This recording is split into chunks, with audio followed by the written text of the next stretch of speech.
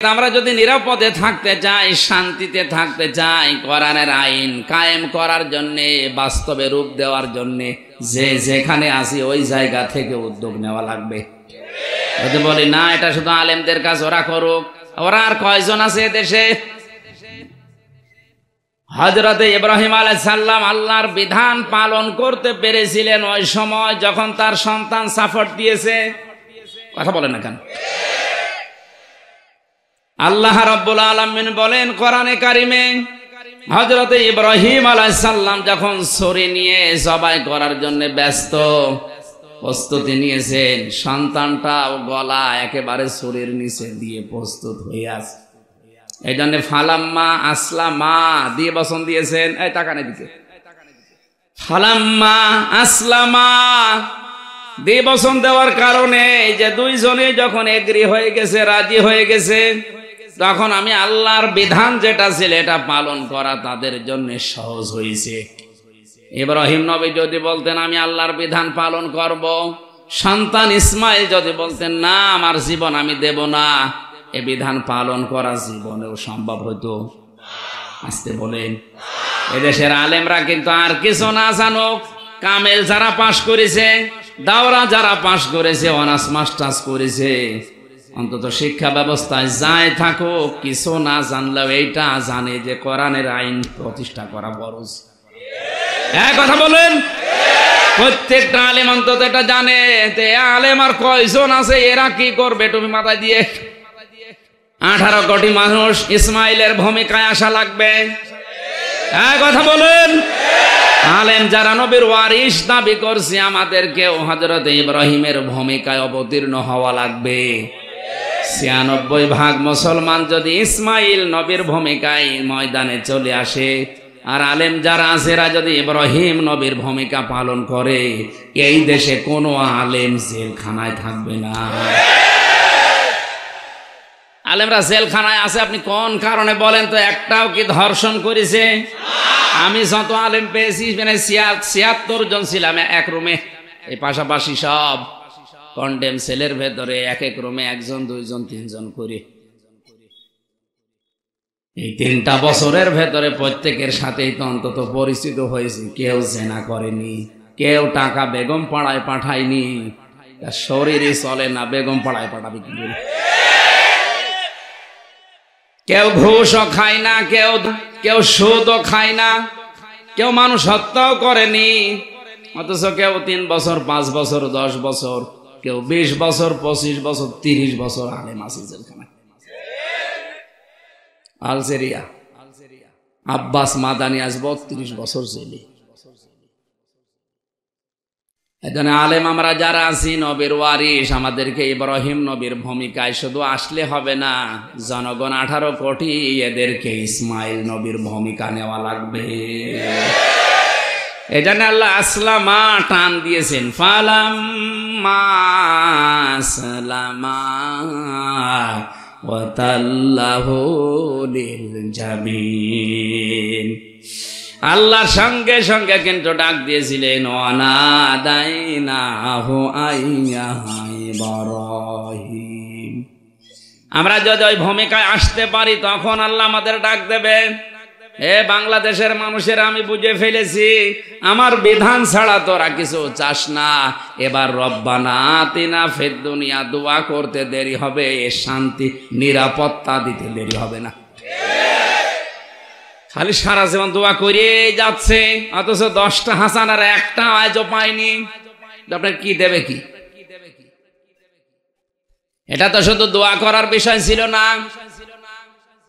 বিশ্বনবীকে কঠিন জায়গায় আল্লাহ দোয়া শিখিয়েছেন। যত দোয়া কোরআনে পাবেন দেখবেন একটাও কোনো নিরাপদ জায়গায় নাজিল হয়নি, সবগুলো কঠিন অবস্থায়। নবীকে যখন চারিদিকে ঘিরে, ঘরের চারিদিকে কলথরা তরবারি নিয়ে দাঁড়িয়ে আছে, মেরে ফেলবে, আল্লাহ বলেন, হে নবী আপনি আমার কাছে এবার দোয়া করেন, আকুর রব্বি আদখিলনি মুদখালা সিদকি ওয়া আখরিজনি মুখরাজা সিদকি ওয়াজআল লি মিন লাদুনকা সুলতানান নাসীরা। সূরা বানী ইসরাঈলের আয়াত 82 নম্বর আয়াত। আমি এখানে বোঝার জন্য বলছি, এই আয়াতটা যখন আল্লাহ নবীকে শেখাচ্ছেন এই দোয়াটা, এটা কিন্তু যায় নামাজে বসে বসে না, কথা বলেন এখন, মসজিদে বসে না, খানকায় বসে না, মাদ্রাসায় বসে দোয়া আল্লাহ শেখাননি। দোয়া শিখিয়েছেন কঠিন জায়গায়, যেখানে চারিদিকে খোলা তরবারি। আমরা জায়গা মতো যেতে রাজি না, শুধু দোয়া করে শেষ করে দিচ্ছি। জায়গায় যেয়ে দোয়া করেন, রব্বানা ফিরগ আলাইনা সাবরাও ওয়া সাব্বিত আকদামানা ওয়ানসুরনা আলাল কওমিল কাফিরিন। এই আয়াতগুলো আল্লাহ যে দোয়া হিসাবে আমরা পড়ি, কোথায় কোথায় নাজিল হয়েছে ওইটার শানে নজুল, ওইটার ঐতিহাসিক প্রেক্ষাপট অনেকেই জানি না। এই জন্য দোয়া করছি বসে বসে খানকায়, অথচ খানকার দোয়া না, এটা ময়দানের দোয়া। নবীজি দোয়া করলেন, আল্লাহ শিখিয়ে দিচ্ছেন যে নবী আপনি আমার কাছে বলেন, কবুল করবে কে? শিখিয়ে দিচ্ছে কে? তাহলে এই দোয়া কবুল হতে আর দেরি হবে? আল্লাহ শিখিয়ে দিচ্ছে, কবুলও করবে তিনি। বলছেন নবী আপনি বলেন যে আল্লাহ তুমি আমাকে ঘর থেকে যদি বের করে দাও, নিরাপদে বের করে দিও, রাস্তায় যেন কোনো বিপদ আপদ না হয়। মদিনায় যদি পৌঁছিয়ে দাও, নিরাপদে পৌঁছিয়ে দিও, শুধু পৌঁছিয়েই শেষ করে দিও না। মিল্লা দুঙ্কা সুলতানান নাসিরা, মদিনাতে যাওয়ার পরে তুমি আমার এমন একটা রাষ্ট্রীয় ক্ষমতা দিও, যেই ক্ষমতার ভেতরে তোমার সাহায্য থাকে। আল্লাহর সাহায্য না থাকলে রাষ্ট্রীয় ক্ষমতা চালানো সম্ভব না। আমরা তো অনেকে এখন আমেরিকা, রাশিয়া, চীন, ভারত এদের দিকে তাকিয়ে আছি যে এরা সাহায্য করলে চলতে পারবো না। আল্লাহর সাহায্য না থাকলে জীবনও আপনি চালাতে পারবেন না। শ্রীলঙ্কার মতো শেষে প্লেনের পাখা ধরে পালানো লাগবে। এজন্য রাষ্ট্রীয় ক্ষমতা চালাতে হলে সাহায্য লাগবে কার? আরে ক্ষমতা যে দরকার আল্লাহ এইটা জানে না, কেন শিখিয়ে দিচ্ছেন যে আমার কাছে দোয়া করেন যে আল্লাহ আমাকে রাষ্ট্র ক্ষমতা দাও, যার ভেতরে তোমার সাহায্য থাকে। রাষ্ট্র ক্ষমতার কথা বললে কিছু মানুষ রাজনীতি মনে করে মানুষকে উল্টা পাল্টা বোঝায়। আমার মনে হয় নবী এখন বেঁচে থাকলেও নবীকে ওইটা বলতো। কথা বলেন, এই দোয়া করতো কে? নবীজি। এ দোয়া করতো কে? কারণ শিখিয়ে দিচ্ছেন আল্লাহ এ দোয়া করা লাগবে। এদের রাষ্ট্রীয় ভাবে বিধান যদি চালু না হয়, তাহলে শান্তিতে নিরাপত্তা নিয়ে থাকা সম্ভব না। 24 ঘন্টা আপনি আতঙ্কে থাকবেন। হ্যাঁ, টাকা পয়সা কামাই হবে না তা না। এই জন্য জমার দিন আজান হওয়ার সঙ্গে সঙ্গে দুনিয়ার সব কাজ কাম বন্ধ করে দিয়ে, বেচা কেনা, ব্যবসা বাণিজ্য বাদ দিয়ে নামাজের জন্য দৌড়াতে আদেশ দিয়েছে আল্লাহ। খেলা করার জন্য দিয়েছে। বাস্তবে আয়াতটার দিকে তাকান, ইযা নুদিয়া লিস-সালাতি মিন ইয়াউমিল জুমআতি ফাসআউ ইলা যিকরিল্লাহি ওয়া দারুল বাই'।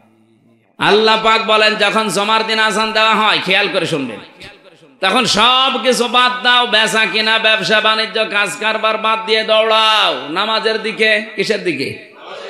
যালিকুম খায়রুল লাকুম, এইটাই ভালো কাজ। এটা ইন কুনতুম তা'লামুন, যদি তোমরা বুঝে থাকো।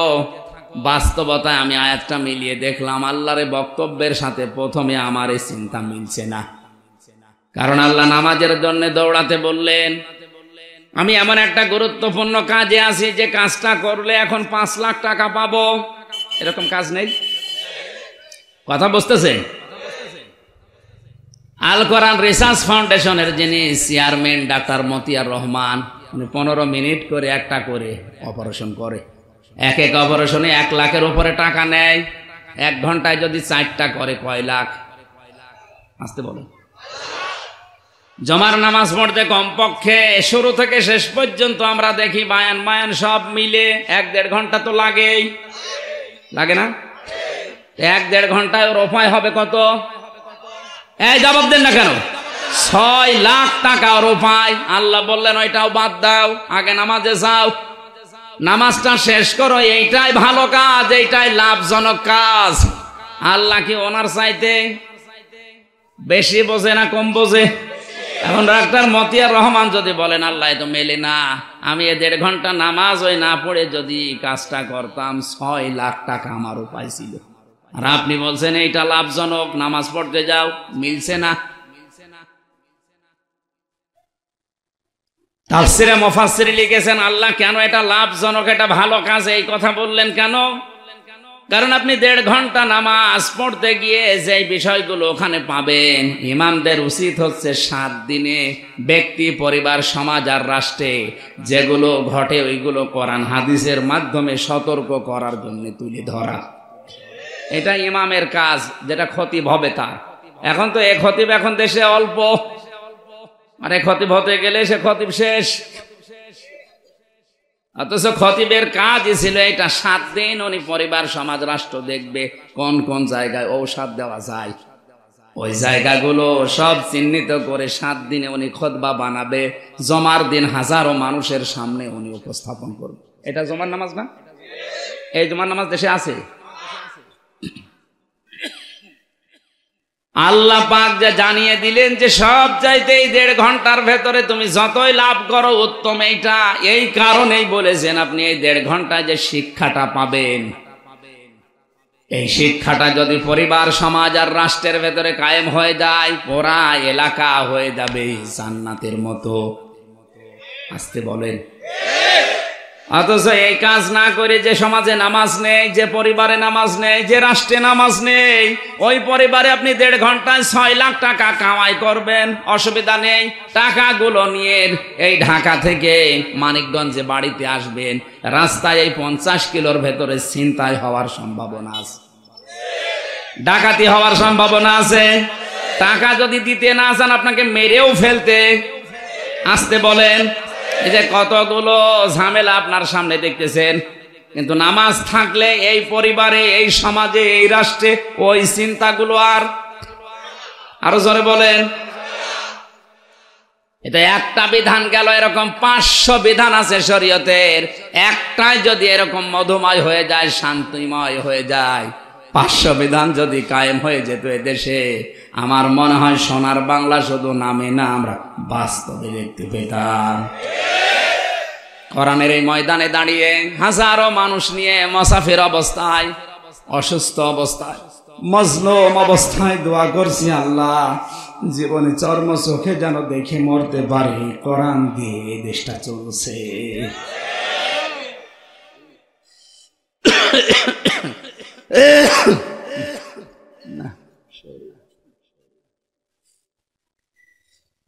ভেতর থেকে আসার পরে এখনো পর্যন্ত স্বাভাবিক হয়নি শরীর, ভেতরে সব খোলা হয়ে আছে, তো এগুলো পূরণ করতে আরো কিছুদিন সময় লাগবে।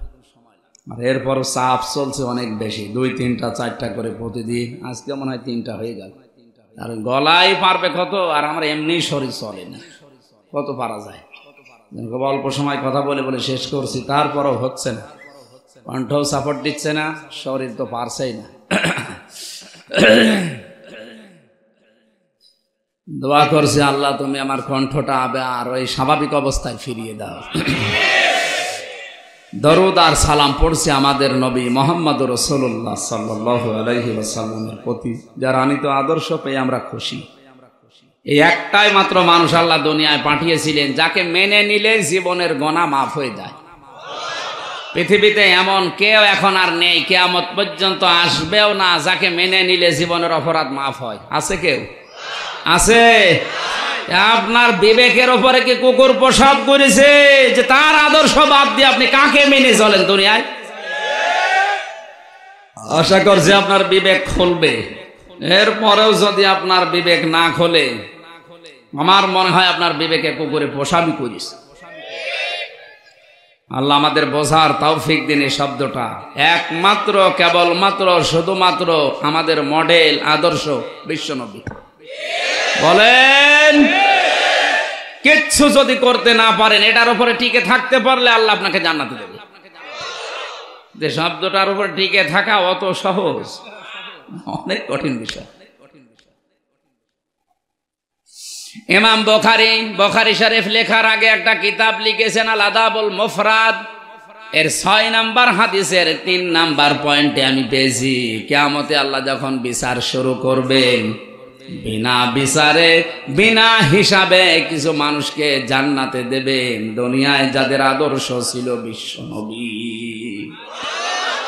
এই দেশে এখন 100 জনের 14 জনের আদর্শ।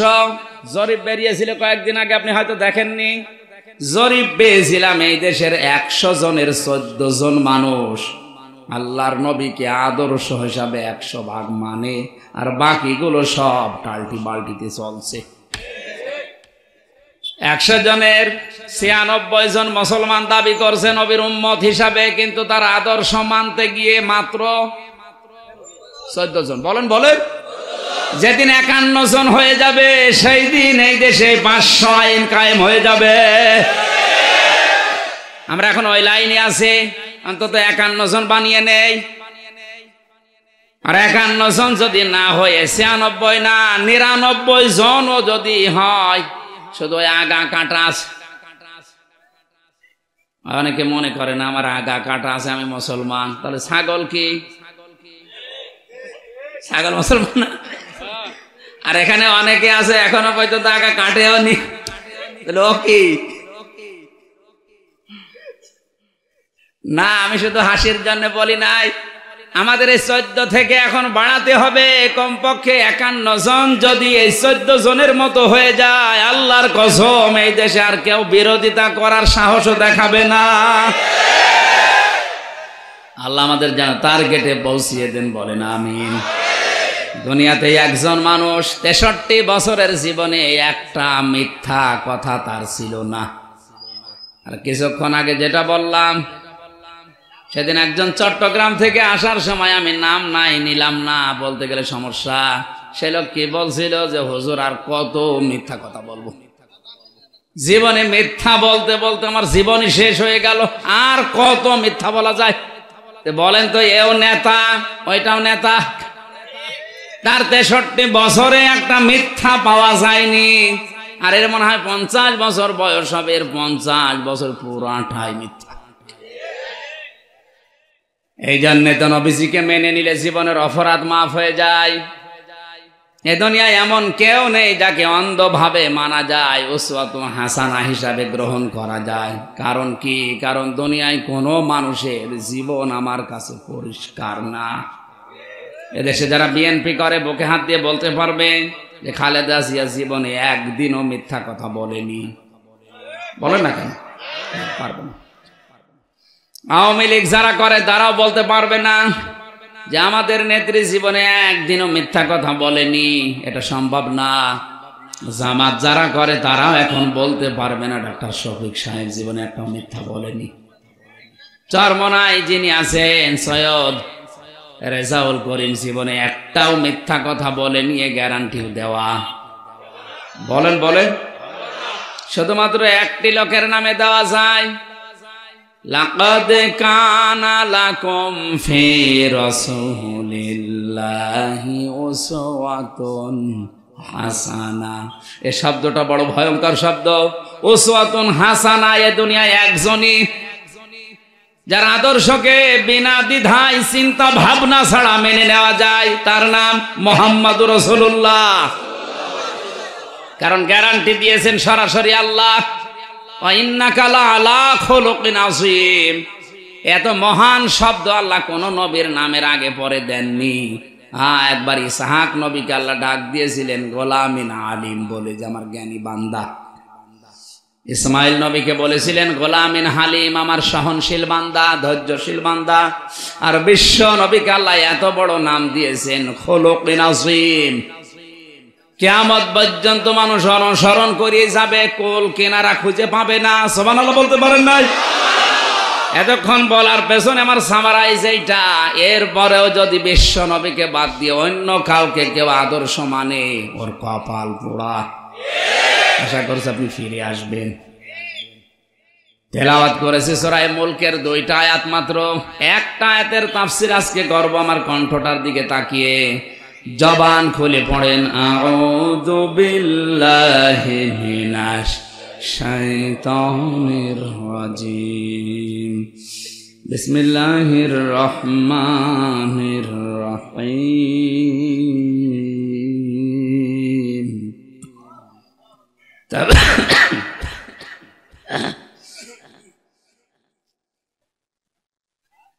তাবারাকাল্লাযী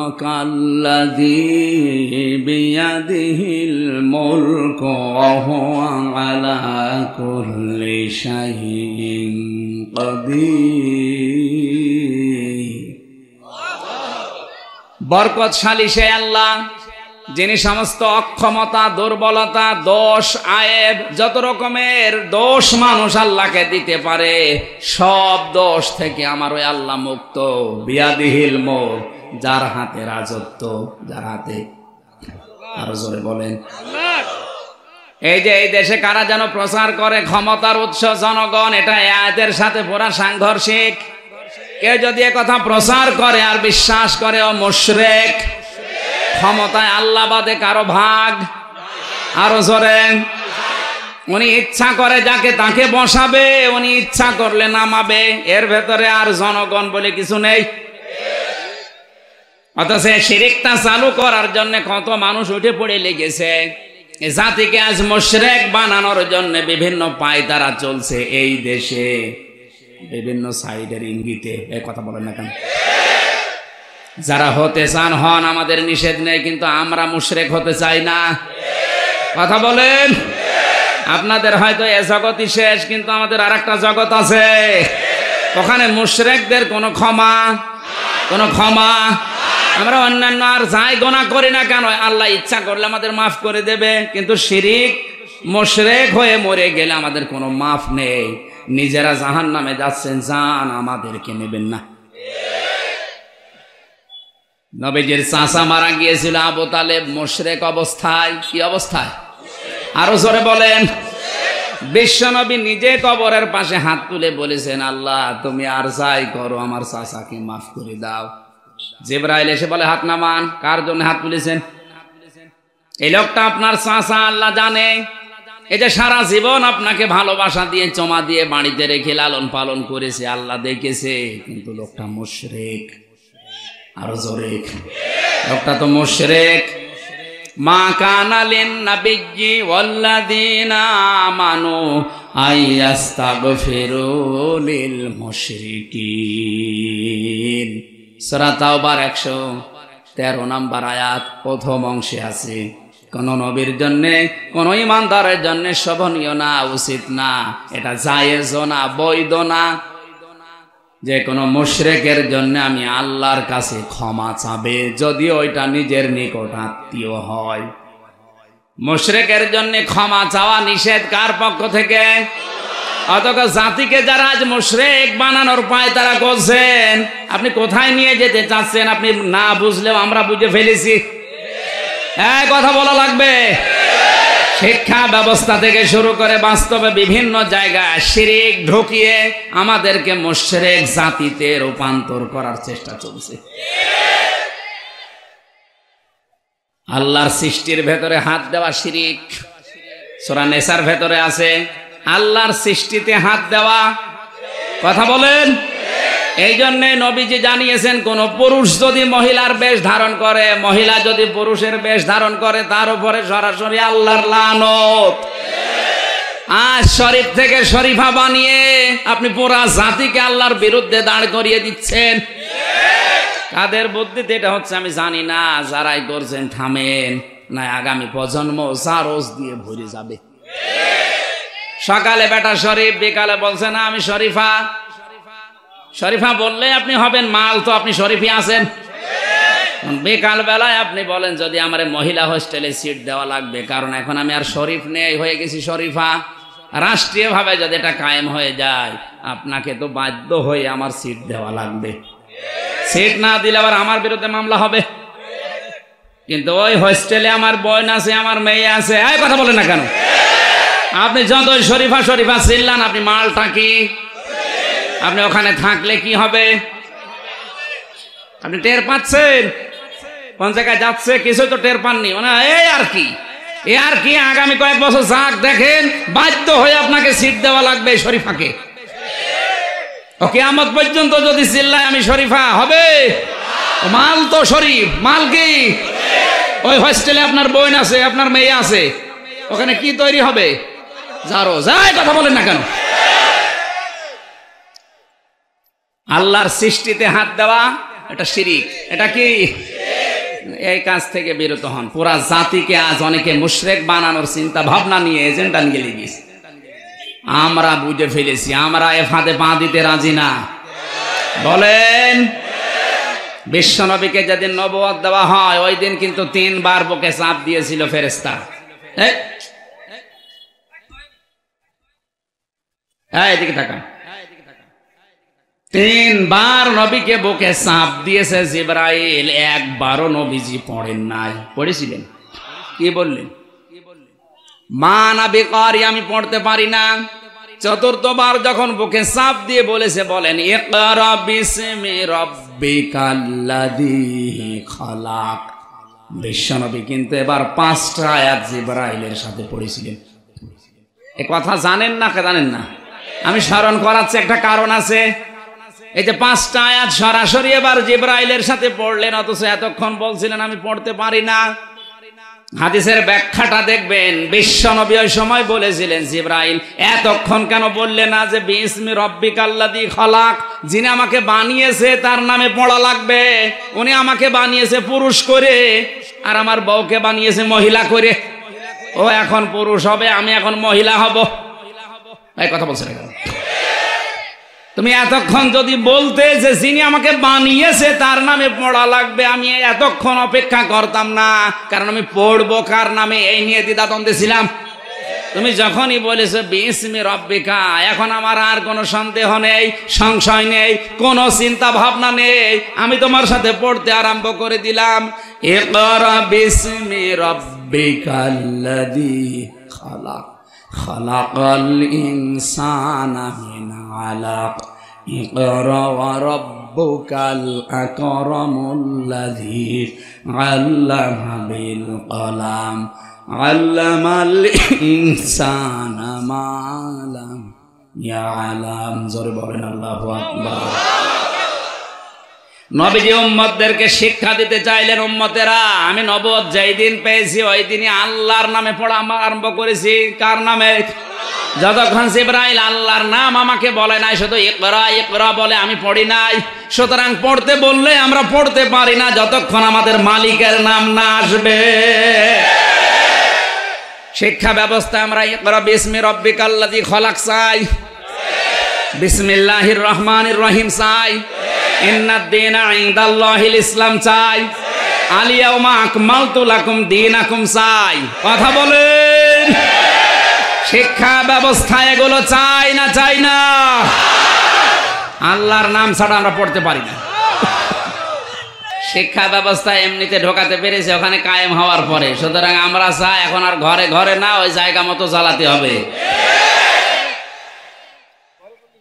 আমরা আল্লাহর ভাষায় যদি পড়া আরম্ভ করি মানুষ মানুষ হবে, আর আল্লাহর নাম নিয়ে পড়া বন্ধ করেন মানুষ হবে ঠিক, কিন্তু এটা জানোয়ার হবে। আমি এই চোখে দেখেছি ওস্তাদ ওযু করছে, ছাত্র পানি ঢেলে দিচ্ছে পায়ে। আমি এই চোখে এইটাও দেখেছি ভার্সিটিতে স্যার ক্লাস নিচ্ছে আর ছাত্র জোতা দিয়ে পিটাচ্ছে, বলছে শালা তোরে মেরেই ফেলবো।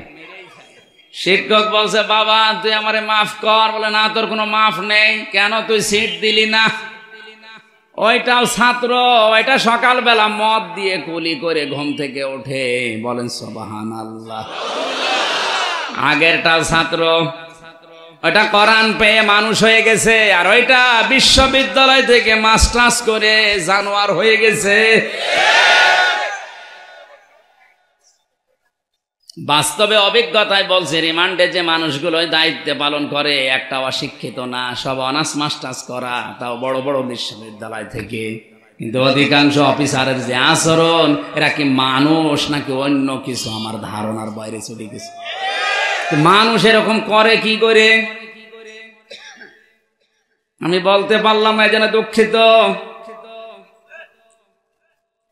এই জন্য ক্ষমতার উৎস আর যে যাই বলুক না কেন, আসল উৎসকে হুয়া আলা কুল্লি শাইইন কাদির, আল্লাহ বলেন সব কিছুর উপরে আমি আল্লাহর ক্ষমতা চলে। সুতরাং এই কথাটা যারা আজ বিরোধিতা করছেন যে ক্ষমতার উৎস জনগণ, এই আয়াতটা আপনি কি করবেন? আপনি যতই কোরআন পড়েন, তাহাজ্জুদ পড়েন, জান্নাতি বলে ঘোষণা হয়ে যাক, এই আয়াতটা কিন্তু কিয়ামতে আপনার বিরুদ্ধে যাবে। আর কোরআন শরীফের এই সূরাটা ঝামেলা, সূরা মুলুক 30টা আয়াত আছে। নবীজি বলেন কিয়ামতে এই সূরা যদি কারো বিরুদ্ধে ঝগড়া করে আল্লাহ তাকে জাহান্নামে দিয়ে দেবে। আর যদি ঝগড়া করে বলে আল্লাহ এর জান্নাতে দেওয়া লাগবে, নাই তো তোমার কোরআন থেকে আমার কেটে বাদ দেওয়া লাগবে, শেষ পর্যন্ত আল্লাহ তারে মাফ করে দেবে। এই আয়াতে 30টা শিক্ষা আছে। কয়টা? প্রথম শিক্ষা এইটা যে ক্ষমতার উৎসকে ওনার হাতে সব।